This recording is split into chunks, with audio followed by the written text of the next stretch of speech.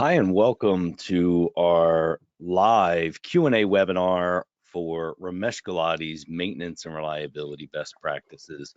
I'm George Williams. A little slight technical difficulties not allowing me to see my video, but the star of our program is readily available, Mr. Ramesh Gulati. Ramesh, welcome. Thank you, George. Greetings from Tennessee. Good morning, good afternoon, good evening, wherever you are. It's my pleasure to speaking to my professional friends today. And thanks, George, for organizing this. I'm glad to be here. Awesome. It's so good to see you, Ramesh. We had IMC just a couple weeks ago. That was a lot of fun.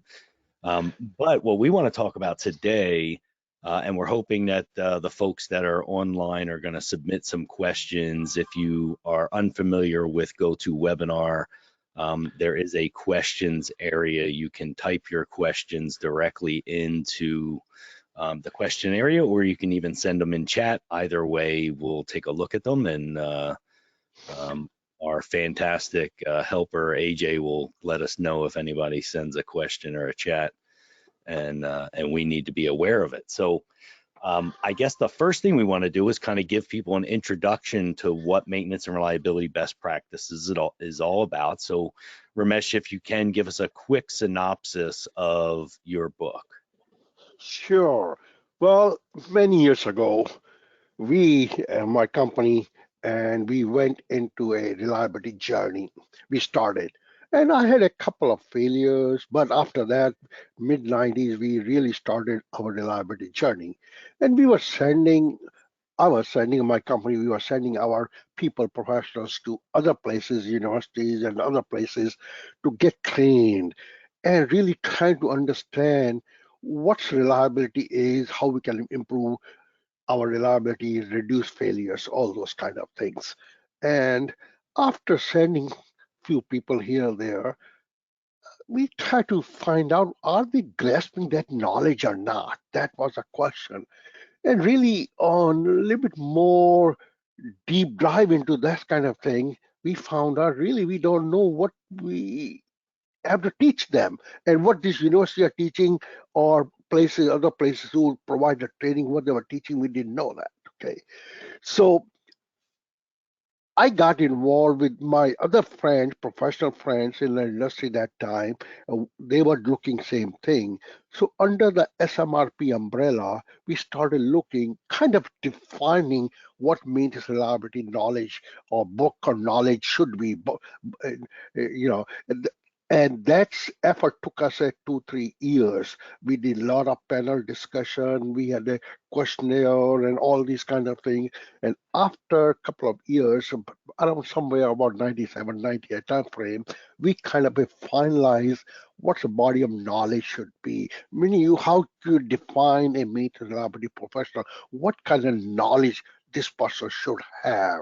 Okay, so we did that, and that's what after we went through this, and there were 409 questions, and we put together in a 5 domains, 5 pillars to speak, which was, hey, you need a person, this person should know about how you get your funding, how you going to introduce, or you're going to sell your programs, business management kind of thing. Then what you make, how you make, what your process is. That's what that came the second pillar. Then there came about equipment. What equipment reliability is, how do you define it, how do you calculate, all those kind of things came under equipment reliability. And the fourth one was, we have to deal with, as a maintenance reliability professional, we have to deal with people.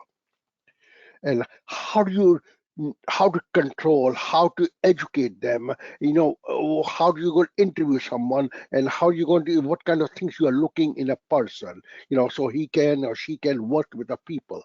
So that was kind of people skill kind of a, now it's called organization skills. And the fifth one was, how do you manage the work management, how you going to plan, how you going to schedule, how are your material, all those kind of. So these 5 pillars all the questions were put under those. Okay, so that's our body of knowledge, and my people and the people in the other area, we started asking how you train people. So I was started training, educating my own people. We had a large car company, Jacobs, at that time, Arnold Air Force Base. That's what I was there, one of the largest aerospace testing facility in the world, and started training, educating people. And as we were doing this, the request of my friend in the industry and my own company and all people coming to me, hey, how do you do on this on a regular basis? And then when my friend, on their request, I started writing. It took me about 4 or 5 years to put this book together, Maintenance Reliability Best Practices. And that came out around 2009. Then we did a second edition, 2013, then 2019 or 20 time frame with the third edition. As there more requests was coming, people were started working. Main point was this book is gives you the best practices what we use in industry to make the difference at the workplace. So it covers not the just body of knowledge. I went a little bit took a step further. I just gave what I thought what I was doing to make improvement at my place, and at part of that learning and making a reliability journey, I went through a lot of did a lot of benchmarking with other companies like Boeing, International Paper, uh, Eastman Chemical, General Motors, Saturns, Nissan, all these places we went through to learn what best practices the leading companies to speak. So we went there, talked to the people, and those are kind of best practice we included in our this book and also in my training program. Last few years, as things have changed, and also George and I are doing a lot of training at the university. In fact, I train at the University of Wisconsin on a regular basis, 2 or 3 or 4 times a year. University of Tennessee, Mississippi State, Lipscomb here in Nashville area. So I started training on a regular basis. As we were doing this and updating our material, last few years as things have changed, COVID brought a lot of things. Hey, we couldn't do in-person training, and as a result, we started looking into how we can do online training, and we started doing those 3 days, 4 days, or 5 days of online training. But requests are coming. Hey, can we do? People can do on demand when they need it, and self-paced. It's not a time whenever they can do it at 10 o'clock at night or 2 o'clock in the morning or wherever they are.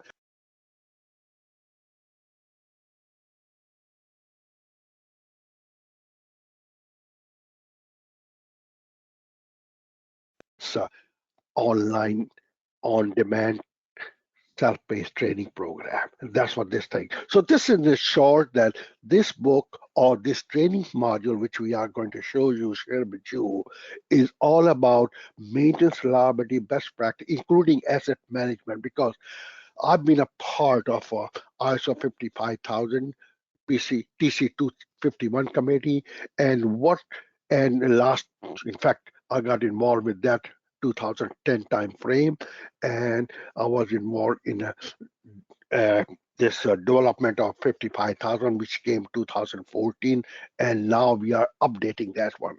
So I have tried to give what a maintenance reliability professional should know that can help, this kind of knowledge can help, not to just go through certification program like CMRP and all these, plus, but to really make a difference on the shop floor, because we have done it.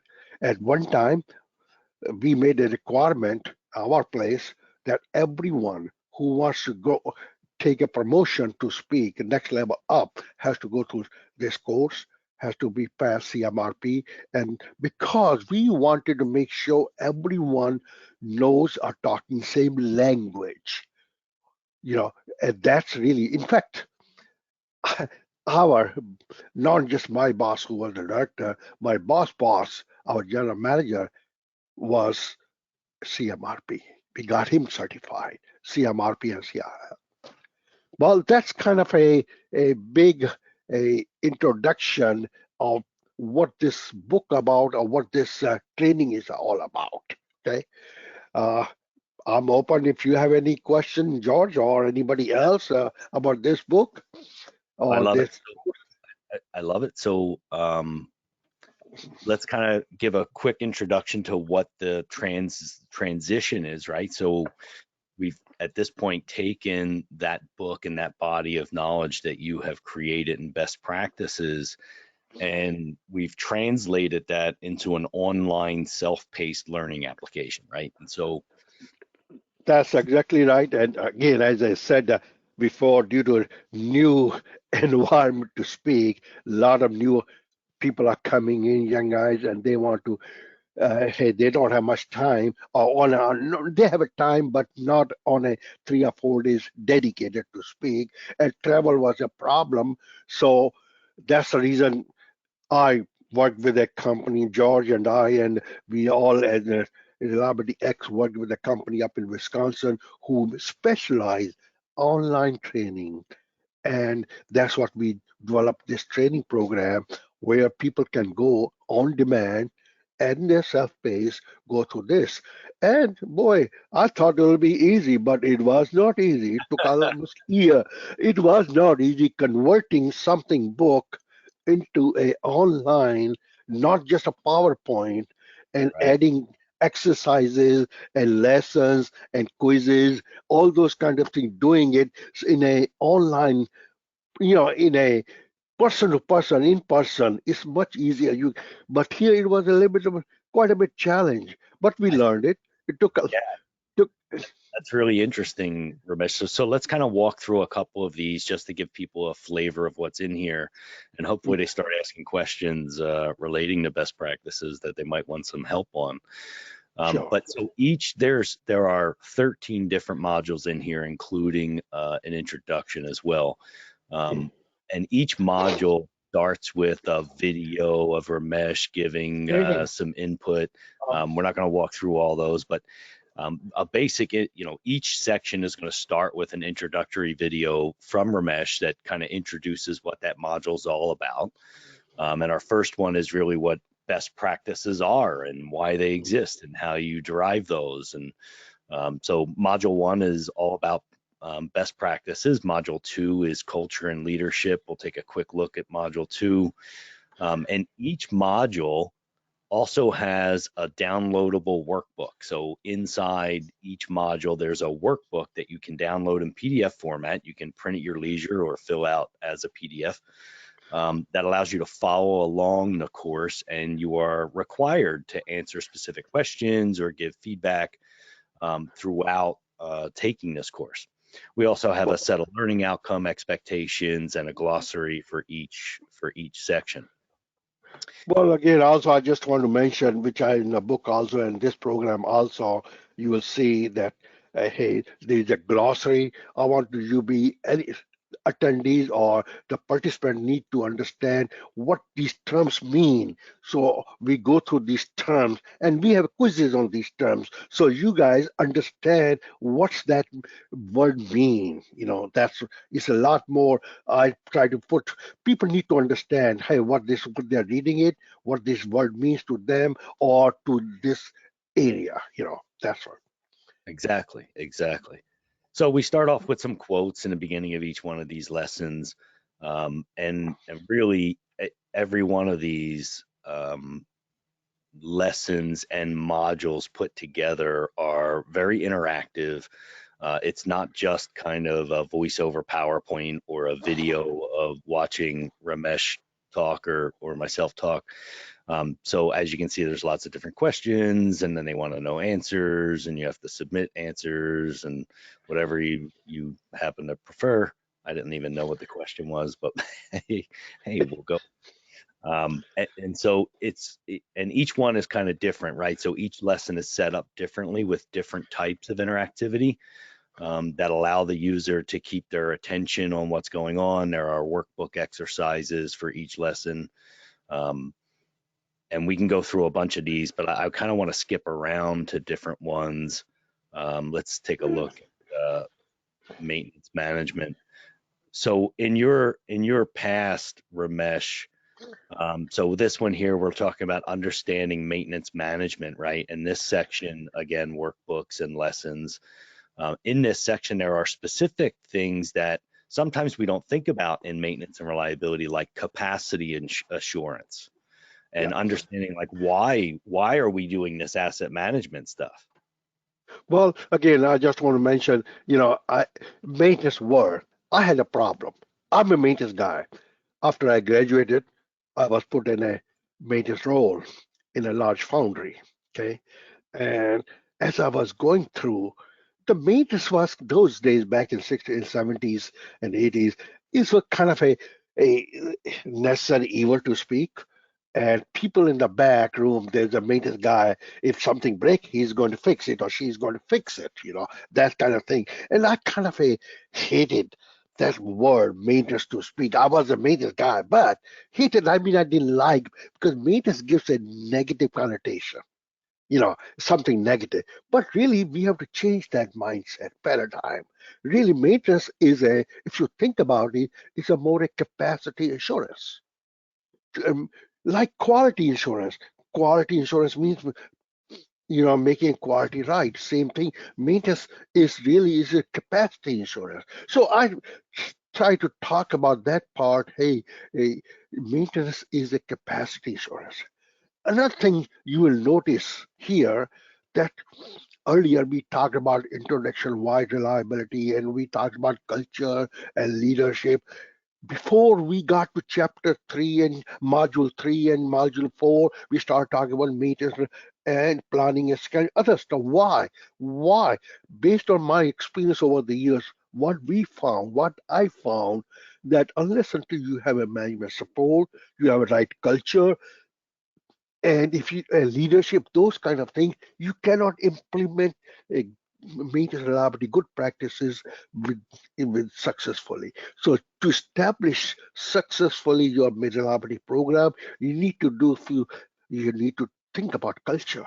You have to think about leadership support. You have to make sure people understand why we are doing this, how you're going to get them engaged in your journey. So those are kind of things are important. That's what we taught first in module 1 and 2, and before we go to module 3, talk about maintenance and then planning and scheduling other stuff. I think it's awesome. The one of the critical pieces for me is understanding what the goal of the organization is, right, and tying that to asset management. So if you're a manufacturing facility, you have to know what your design capacities are, not just the Yeah, target. What are the yeah, design capacities? And our role in maintenance, reliability, and asset management is to achieve those as close to those design rates as possible. And if we're in the industry of like public service or if we are in research and development, then the mission is different. But it's all about the value proposition of the asset, right? yep. That's right, exactly right. And I just want to mention something. And many times, company and I have seen many places, many organizations. Hey, we are unique. What we do, we are unique. Nobody else does these things.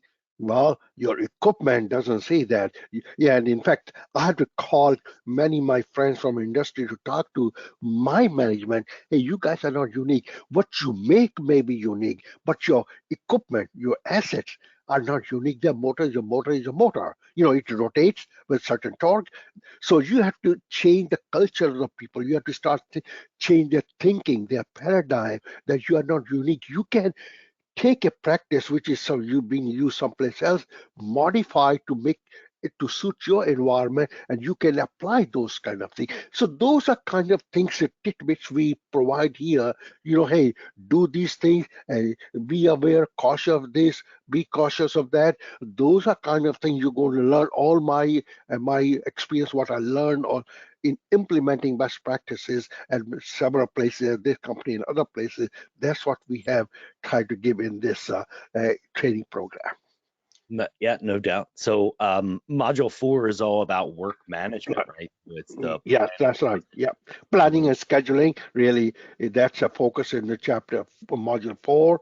And we talk about data collection and planning process, scheduling process, and how to then at the end of each chapter we have assessment questions also. Hey, did you get that knowledge? And those kind of things uh, are there. Right. Let's just kind of show what I think we can download a workbook here. Let's see if we can't make that happen.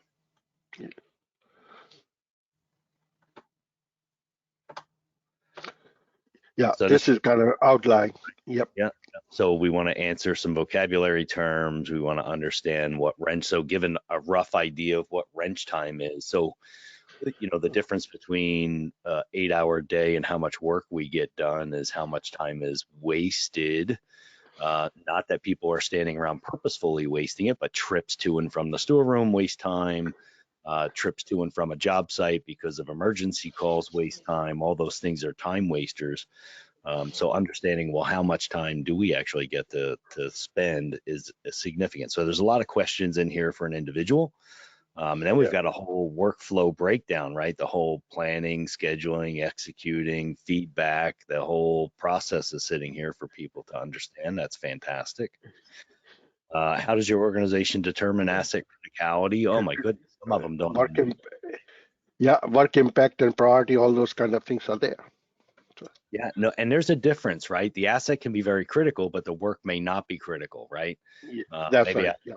paint the motor base so it stops rusting. It's not critical to the immediate function of the asset, and so the work impact is not quite as high, right? It's Yeah. not going to impact production, and then the priority might not be high, even if it's on a critical asset. So just the asset's criticality alone is not the whole story. Again, it's a question is, many times in a industry or at the workplace, you have people who scream a lot and they get a high priority, get the work done, in their area. That's not the case. So you have to say criticality of the asset and the work impact of the work. And that you have to multiply, and that's what you calculate as your priority. So we talk about all the, and we have some exercises in that part. And the next chapter module is a part materials, which is a key part. You need to have a right parts, right material, right otherwise, and right time, right place, right quantity. Otherwise, it will impact the work. Yeah, no doubt. How can you plan and schedule and even work on work management if the storeroom is disorganized, wide open, and nobody can find anything, right? I mean, Yeah, even in the that's right. CMS side, it needs to be cataloged well. Yeah. Also, this we talked about all those things, how you catalog it, how you can make improvement, how you can reduce your inventory, but you have to have a right inventory, but also you don't want too much or too little. Both can impact your operation. So you have to have a right amount of a right kind of parts, a right amount of parts, and right places. So you have to have those, you have to look at those kind of things. What are the good practices, best practice in that area? Right. A storeroom as a service provider, it says. That's what you're thinking. You have to design your storeroom so it's a service provider. Yeah, no doubt. And there's lots of different Yeah. ways to do that, right? I mean, you can Yep. organize it by machine train, you can organize it by commodity group, you can organize it where the things that you use most are closest to the door. There's lots of different strategies there. That's I love right. it. I love the fact that you go over so many different topics, Ramesh. I mean, this is if you were to sit down and take this course, it's got to be a week of work just to get through all of the Well, modules and that's actually right. understand it and fill out the workbook, right?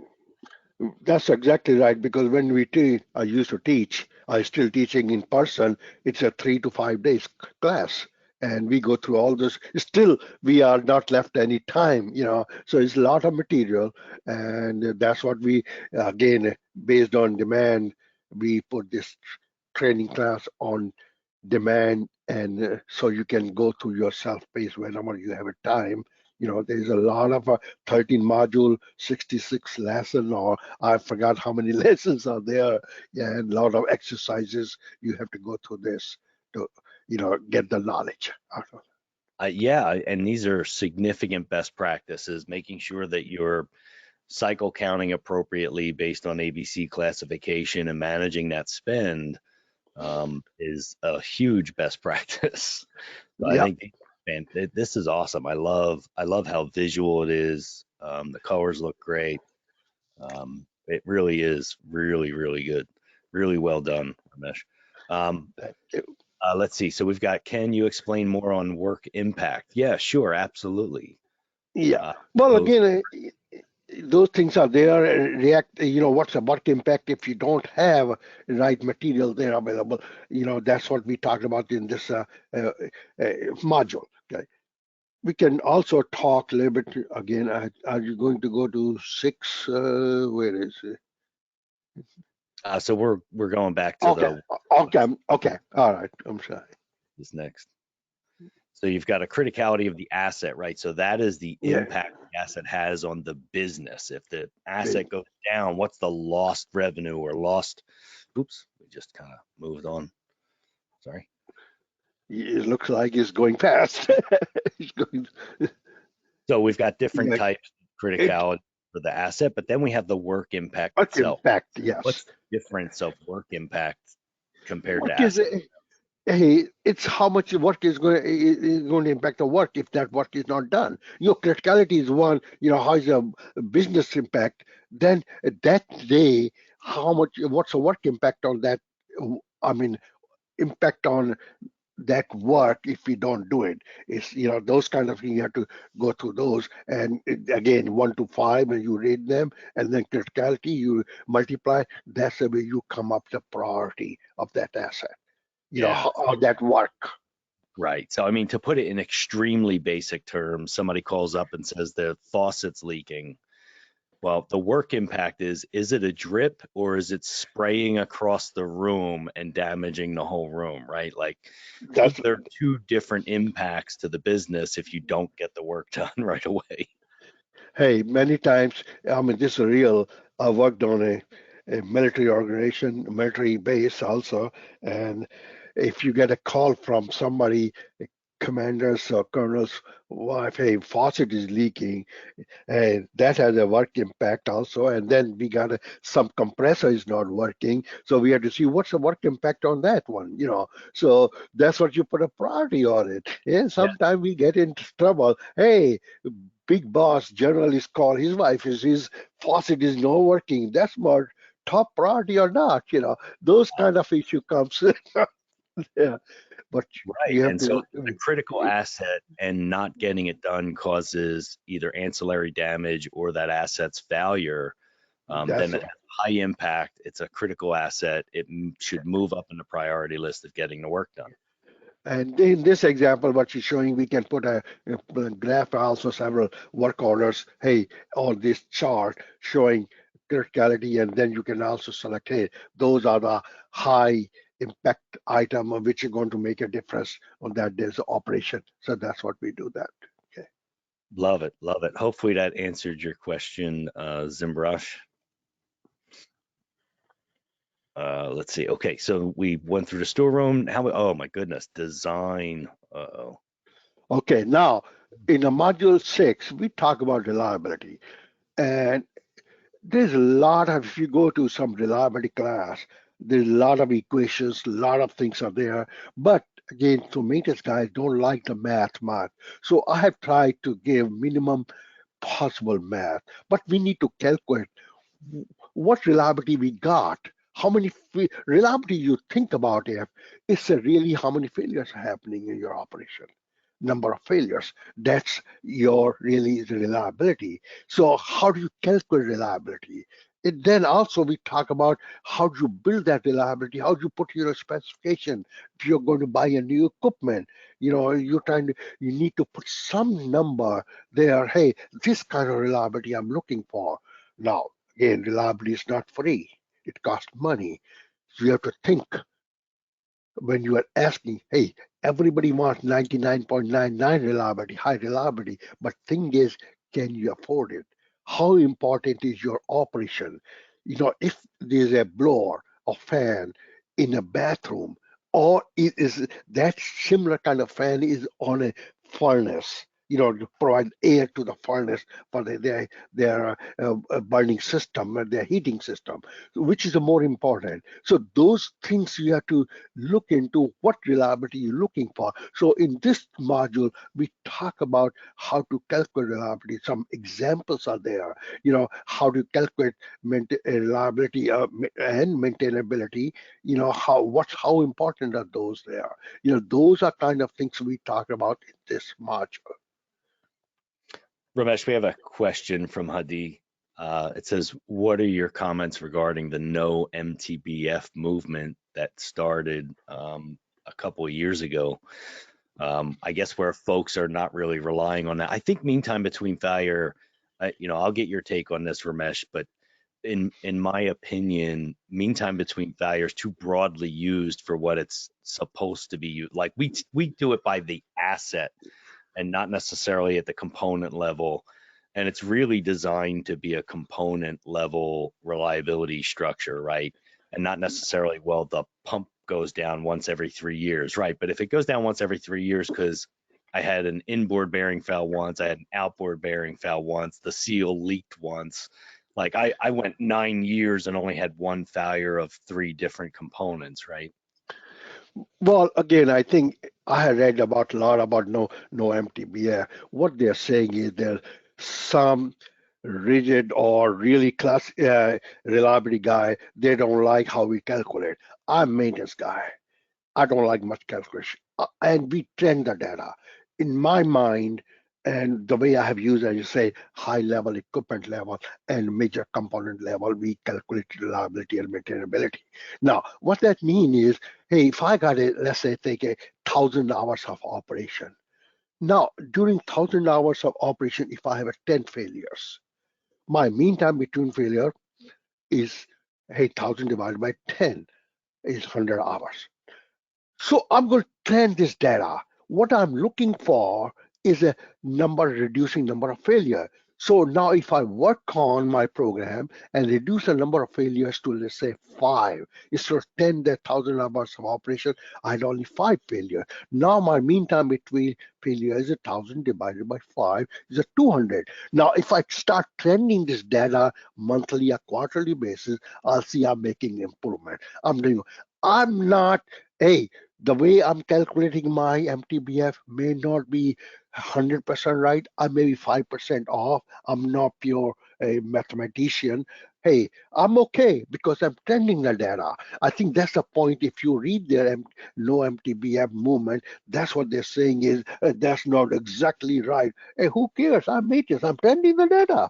I'm maybe 5% off in I think my that's real. the point. You know, So that's that's a the point. right, because it really it depends on what you're doing as a reliability engineer, right? If you That's are right. if you are a reliability engineer in product design and development, you care about mean time between failure down to the component. If you That's are right. a reliability engineer, say in mining, and you're looking at, how long scoop plates last on the front of the trucks based on a driver, you're doing math differently than, hey, I've got 1,000 pumps and I want to know which seal company I should avoid. And so That's the right. math is different. So I think Yeah. that's a great answer. Yeah, it's again, I mean, we are maintenance guy, we are trending the data. And I'm not literally, I'm a mathematician going to by nth degree to calculate the MTBF. I'm just taking a trending, and I may be wrong a little bit here in my assumptions. We make assumptions, yeah, at the shop floor. We are not exactly, hey, to the point my MTBF is 22.222. I don't care if I'm around 20 and I have to improve to 40 or 100. Hey, I'm making improvement. That's what I'm looking. Really think about reliability or MTBF is a failures, number of failures. We want to reduce number of failures. That's what we have to do. Yeah, no doubt. We've got an additional question from Julio Troncones. In terms of reliability, how important do you consider assets, asset inventory, walkdowns and hierarchy, asset identification, and the taxonomy? How critical is it to get that nailed down? Well, again, that should be done properly, hierarchy of the asset, because if you want to collect a good data, you need to know, hey, you have to set up your hierarchy. Hey, this is there's a ISO 14224 kind of help you guide you how to set up your hierarchy. But you need to know what your assets high level is and what the major components are. What we have done is we found too many deep, you know, this is back 20 years ago when we were setting up our CMMS system hierarchy, and we asked our reliability maintenance engineers to set up give us a. So some people did all the 10th level nuts and bolts, and some people did pretty high level, and both were wrong. Really, we set up, hey, we should have a asset. If it's a large asset, then you have this what you call an asset level 1, level 2, and then you start going to component level. 2 or 3 levels are more than enough. Point is, if failure happens, how easy is for the technician to find that in your CMMS system and report that to identify that component or that level. So you can get, so if you are going to high level like your facility, the whole, plant level, that's too much. Or going to nut and bolt is too deep. So you have to set up a hierarchy which makes sense. Your people can go find that component or that asset and input that data properly, easily. That's what the whole thing you have to look. Yeah, I think the first thing you have to do is define what an asset is, right? And That's right. Yeah. You know, generally speaking, for me, that's if I'm going to replace parts on it, it's an asset. If I'm throwing it out, it's a spare part, right? So, yeah, that's right. there's lots of minor variations to that too, but I would say that getting it now down is incredibly important. So Hadi has a follow up. He said he guessed that hit their take, considering mean time between failure as a reliability metric is only valid if we have a constant failure rate. Um, right, right. Well, Time between failure. The trouble with the Weibull analysis and the mean time between failure metric, when using it against an individualized asset class, the logical outcome of your first wave of this is a frequency set to avoid the failure, right? You're yeah, determining that you think the PF interval is. The problem is if you're having early wear out, your PF interval's false, and maybe your strategy was just terrible. Doing the terrible strategy more often doesn't solve the problem. So these metrics give you an idea of where to look deeper, not that's right. necessarily the solution. And I think sometimes we get confused with thinking they're giving us a solution. And the mean time between failure metric that drives you to a more frequent PM interval is not necessarily the right approach. Well, again, if you think about bathtub curve, there's the initial part, your early stages where it's, early mortality rate, where most of the time when new equipment is coming or being installing, that's what happened. So you have to ignore that part because those are kind of a temporary, it depends upon how good your assets are, that how they were designed and built. So that, and then you got later stages where you have a wear out stage phase. So you ignore that constant failure rate where what you do, you take it, if you talk about Weibull, yeah, Weibull, Mr. Dr. Weibel calculated reliability of the whole thing, but we ignored those two parts, and in between is a constant failure rate where the Weibel comes into exponential distribution. Your failure rate is e to lambda t, and that's what we are concerned because most of the time, majority of time, asset goes through and that constant failure rate. And that's what this reliability equation is used to calculate the mean time between failure, okay? Or reliability of the asset based on MTBF. Okay, Yeah. so you have to go. Yeah, I mean, Bible is a lot more detail. Again, it can what we have used. I have used to if my asset I want to know what's my remaining life is and remaining failure is going to happen. That's what I've used Bible. And again, Bible has a with a limited data point we can calculate. So you have to do a lot more learning. Viable is not easy to use. You need to understand a lot more detail. And in fact, there was an expert. He passed away a few years ago, last year, Dr. Bellinger, and he was the best person. I have used him to use some of the viable analysis on some of my equipment. Yeah. To Software, right? predict. Download his ProAMSA software. It was fantastic. Yeah, fantastic. But you have to spend, I mean, it's not easy. You have to really spend a lot of time to understanding Bible analysis and do those kind of things. Yes, if you are more detailed, a very expensive equipment, you want to find out a lot more how it's going to fail or how many failures are going to happen next 6 months or 2 years or 5 years.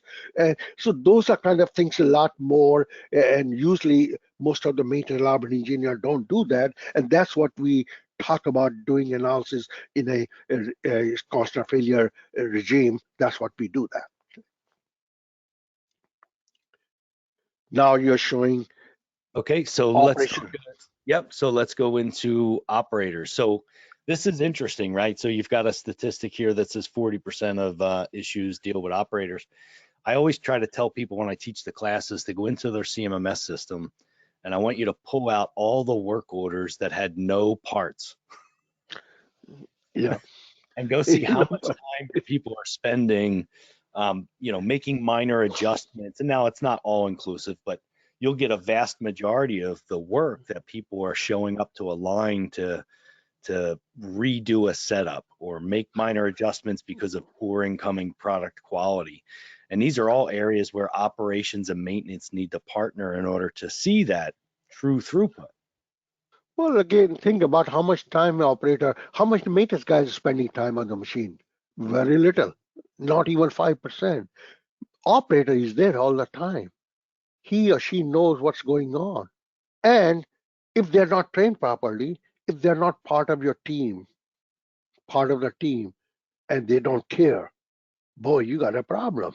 Because small fixing, as you said, can make a difference. If this small thing is not loose, if they can tighten properly, hey, there won't be any failure. There won't be that failure. Otherwise, it could fail. So operators are the first line of defense. We have to partner. We have to work as a together as a team so they can see, they can smell, they can hear all those kind of things as they are there all the time. So there's a lot. If they are part of the team, if you train them properly, educate them properly, and both your failure will be lower, much, much lower. You will have much more reliable operation. Yeah, it's a significant part of everything we do, understanding where all those losses are and where we can impact. No That's doubt. right. Yeah. Okay, then we've got the maintenance optimization. So here's where we're taking those failures and we're going back and redoing our strategies, right? And so we're not That's keeping right. the OEM What record. kind of That's right, because many times we build our maintenance program, as you said, from OEM recommendations, which is okay to start with because OEM guy does not understand how you are going to use that equipment, his equipment. Okay. So we need to come up a really what's a good strategy, optimization of your maintenance program. Okay. And that's what, I talk about RCM, Reliability Center Maintenance. And I had a fortunate enough to have a associated with the Max Smith. Also, I talked to John Mowbray. These are two the real giant of the RCM program. Both have passed away, but I met Max Smith back in '80s and had a good relationship. He came to my place several times, and we learned a lot of good stuff from him. And that's what I had to put there. Hey, understanding of failures and how do you do RCM analysis, and how do you do condition-based maintenance. These are kind of strategy to optimize your maintenance program. That's what it's Love it. PF Absolutely curve. love PF curve, when you need to get involved and what we need to do if you can get involved in zone one, early A or B, it will be much better because C, you go C and D is too late. And we talk a lot about different strategy, and when we talk about as a part of RCM or as part of your program, run to failure. Many times, hey, let it fail, then you fix it. Okay, so because this is not what you can say is a, a impact of that failure is not that much. And I talk about this is Nancy Reagan is a new. She wrote a good book. She has a good training program on RCM, and you have to listen just 5 minutes for her. How do you see? She's not a Maximate, John Mowbray disciple. She talks about a little bit different way, but hey, I'm not. I try to give you what's the best practices, what best people are talking about. That's what I try to give you in this module or in this book. This 9-step process of RCM, uh, what's involved in each process. So we go through those. Again, hey, there are so many books on RCM, and and also I just want to caution you. There's a lot of failures on RC on a reliability program. People won't able to finish if they don't understand because this requires. It's not people get into hey, let's do RCM because it takes cost. It's a lot of effort, lot of time, and results will be it takes time to get the results for RCM process to work. It's not overnight that you have done one RCM analysis here somewhere and you think you're going to get a good results. No, it takes time because a lot of education, a lot of work is involved in that. love it. I love how interactive this is, Ramesh. People have some work Yeah. to do, not just a That's right, matter. exactly. This is the one example we did it on. See, we did back in 90s, early 2000, many analysis, and we had a whole team, and there was somebody responsible. Like here, one of my friend, Ronnie Smith, he's now the manager of a whole section group. Ronnie Smith, Ronnie was involved. He took the lead of the team of the doing this analysis. So it takes a lot of time and effort, but a lot of dividends. It can pay you great results if you do it properly. Okay. Yeah, no doubt. So we've got one more comment or question from Hadi. It says, what are maintenance and reliability related certifications other than CMRP, CMRT, and CRE that are worth pursuing? Okay, well, we can talk about again, that comes later on, but it's okay. We can talk about certification now. Why? First thing, yeah, let me answer the question why certification? Why we need to get people certified? Again, as I was going through my training of our people, and we are sending them to different places to learn all this, question was brought in, are they grasping the knowledge? Are they getting the knowledge? How do you know? And that's what uh, and they understand that this knowledge they should have. So that's what the training program came through. This what training is required or what education this certification came. So first was CMRP way back. It is one of the LC approved certification, one of the best one in the industry. And then we have also came CMRT for technicians. Then in fact, there is another one which I went through back in the 80s, CRE, Certified Reliability Engineer from ESQ, which is more on a product side, okay, where I was certified back CRE back in the 80s, and somehow there was hardly 20% was related to maintenance. Mostly it was on a product side, and that's what was a challenge. Hey, it's not good enough for maintenance reliability engineer on the plant floor. That's what CMRP and then later on CRL came through. So, and then there is a CMM. There's a lot of, but key ones are CMRP for the professionals, CRL. If you want to go, that's by Reliability Web, but CMRP is a ISO certified, and then you have a CMRT for the technician level.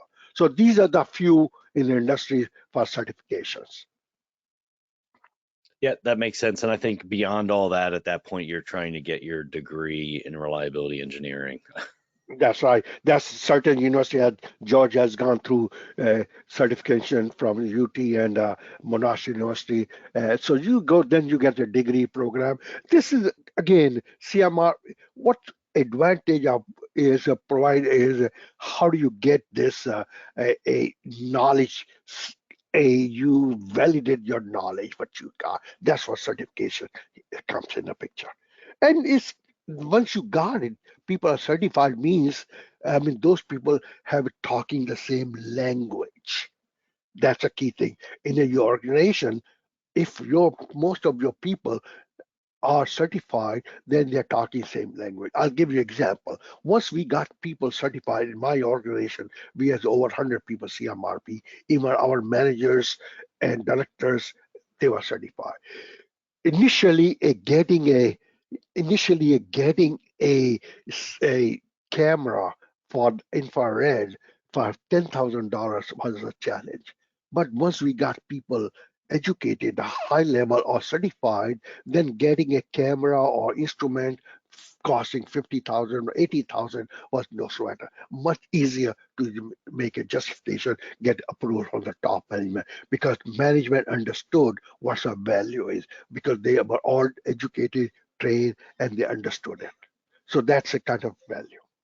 Awesome. Awesome. All right, let's really quick, Ramesh, we got a couple quick ones to go. Why do we measure things? You got an entire module on measuring performance. What would we do that for? Well, we do the work. How do we know we are doing right work? You know, yeah, I mean, how do you know that what you're doing is right, is making a difference at workplace?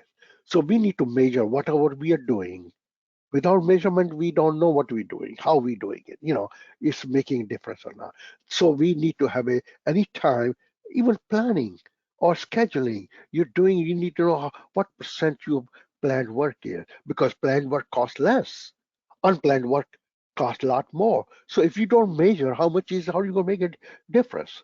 So we need to have, that's what I spend the whole module chapter on performance measures. And also, we have to think about if you look into this chapter, is a balanced scorecard. You know, Dr. Kaplan and Dr. Martin back in Harvard Business School, they talked about, we need to have a measure to measure the quality, the performance of your people skill, financial, all those kind of things we have to manage. We need to understand those. And that's what we talk about this performance measure in this module. Love it. Love it. Can't get better if you don't measure yourself. That's right. And then we talk about workforce. We need to educate our people. New technology is coming, and we need to start educating or start no, no, we need to educating our people on continuous basis. And part of this training module is for part of that process. And as a part of education, communication, we need to communication is a key. If you don't have right communication, we got a problem. I So think we that's talk about that go that's ahead. really that's really big, Ramesh, because oftentimes, folks are a good maintenance technician, they get promoted to supervisor, they work their butt off, and suddenly they're the maintenance manager. And now they have to deal with leadership people, they've got to set budgets, but generally speaking, they don't get training in communications and time management and other aspects that are important if you want to be able to justify what you're trying to achieve. And so these are really great modules that you have in here because they give people skill sets they may not have gotten naturally just by being a maintenance tradesperson. That's exactly that's exactly right. When I training as a in person, I've been training as like you, University of Wisconsin, and we get a lot of people, new supervisors, and they don't understand the communication process. They love this part, communication part, and again, time management. We waste a lot of time in meetings. How we can make our meetings more productive. So those are kind of things we talk about in this module. And due to time limit, let's go to next one because that's to me is really Problem solving problem skills. solving. Yeah, love it. Problem solving, we need to talk about what are the different tools available to us in our toolbox. So which tool we should be using at what, once you get a data, you have to analyze the data, like five whys, cause and effect, failure, FMEA, root cause, Pareto analysis, all different tools we talk are discussing this with some examples, so those are kind of things. So if you think about, hey, if we have gone through all these different modules to give you a good knowledge, broad knowledge in the area. It's not just a limited knowledge. Uh, when I developed this book and this module, this training program, I was looking what I had to do to get my set up my reliability program so make a difference. It was not just passing the exam. That's the kind of thing you need to understand that this is a full knowledge set you will going to get trained or get your people trained on this area. Yeah, I love And the then fact that the entire thing looks like um, so the whole book and course are structured in a way where you understand the business, you structure your organization, you structure your data, you measure performance, and then you solve problems. that's The whole thing follows the DMAIC process, and it really helps the person absorb and understand what best practice really means. Best practice is really just keep making it better, right? There's not, that, because even that best practice that exists today, that's why you're on edition number 3, right? And That's right. And again, it's a continuous improvement. What was good enough yesterday is not good enough today. People are making improvements. So you have to be up there all the time. And what's happening? How you can make it better and better and better. Because tomorrow is going to be a lot tougher because a lot of other people are coming up with a better, process and they are making improvements. So we have to cut our, may have to make improvements. So this is a continuous journey. It's not one time deal. awesome. A couple quick questions. So first, a comment from Hadi. He says he really misses our podcast. Why aren't we doing them more frequently, Ramesh? So we're gonna have to we're gonna have to take we're gonna have to make a more conscious effort for us to continue to build content. And I think this webinar is our first shot at that. And moving into 2023, I think Hadi's not wrong. We need to make a um, much more conscious effort to Gotcha. That's more. right. We'll do that. Thank Uh, you for reminding us. We'll do that, Harit. Okay. Hassan says, can you share some guidelines on the people side of things? How do you get top management and production on board the reliability journey? This is like the toughest question we always get, right? Um, That's right. It's not easy. It's a changing the culture. It takes time. It's a journey. You have to get involved. Go to conference. Go to this seminar like today's. Get your people or mere management. I tell you, first time or not a first time, I got a new boss, director of the operation and maintenance. And I asked Bert, he was a Navy captain, pretty high guy. And I asked him, hey, Bert, you need to take a CMRP exam. So what? Why should I? Who I am? I'm director. I don't need, in 2 years I'll be gone. Who cares? Now we start talking about role of leadership and how important leadership leading the way. And after a few discussion and talk, he took the exam. And that's is a slow process. It doesn't happen overnight. You have to get them involved. One of my director way back, I had to take him to one of the international maintenance conference way back in 2000 90s and made him to speak to the conference. And as was speaking, he was learning a lot. So it takes time. It's not to change the organization culture. It may take you 3 to 7 years or even longer, but it will happen. You have to be consistently doing it. You have to get yeah, them on board. yeah, no doubt. And you have to understand what motivates your boss, what their Yes, organizational objectives are, and you have to learn to speak in terms their of how language. reliability achieves their objectives. Um, That's a, because reliability achieves all the organizational objectives, but you have to word it in a way that perks the other person's ears. And so if leadership are statistical, analytical people, then you have to talk in terms of numbers. If they are on the other side of the spectrum, then you talk in terms of how it provides quality of life to the operators and it makes their job easier. And so it really has a lot of things to do with to do there as well. Okay, so I think that kind of wraps up our time. Do you have any? So just last couple of seconds here, Ramesh. This course is available online. They can go to reliabilityxclassroom.thinkific.com and they can take a look at the course. We can send them an email out to get a free module for module 4. They can take module 4 for free. And then if they have larger groups, certainly shoot us an email and we can get you guys a discount in terms of the size of the organization. One of the other ways that this course sells is we can actually package it as a SCORM file. We can hand you the file and you own it outright for inside your company. So you can purchase it as a single cost and install it inside your company LMS as well. Awesome. Ramesh, thank you so much for your time today. This has been fantastic. Thank you for all the participants and for asking questions. That's great. We love that you guys took the time out of your day to kind of sit here and walk through some of this and to ask pertinent questions. I think, Ramesh, we've got to do a lot more of the Q&A pieces where folks get to talk to us, and certainly do some more podcasting and get some more content out there. Sharing the knowledge is one of our key values as a company. So I'm looking forward to 2023 and more of this. Yes, we have to do that. I agree. I think this is one of the lessons we have learned. We have to do a lot more of these things over podcast. So we'll set up something in 2023, a lot more. Maybe every other month we'll do it, or every month or something. Okay. Awesome. Well, thank you all for attending. This concludes our webinar, and we'll see you soon. Take care, guys. And if you have any questions, shoot us to us and we'll take care of it.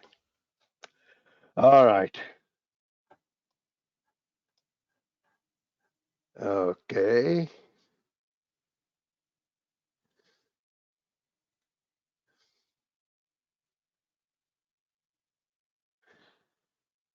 George, you still there, AJ? Or